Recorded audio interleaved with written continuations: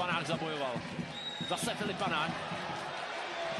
Krásná přihrávka na Janečku. Panák dává před branku a je to gól!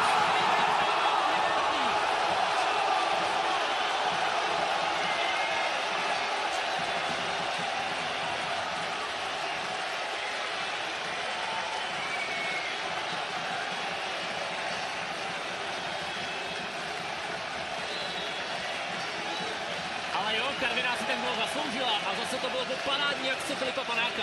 Skvělá a tady ta průnikovka na Janečku, který tady odsaď přihrával i vlastně na gól, tuším, že se Zlínem.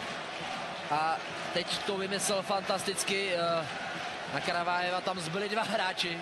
On neměl ani jednoho a Holík tohle prostě musí ligový fotbalista dát. No to je první ligová branka Libora Holíka a tak to je o něco složitější. A řekl bych, že zítra to bude velká party, vzhledem k tomu, že mu bude zítra 19.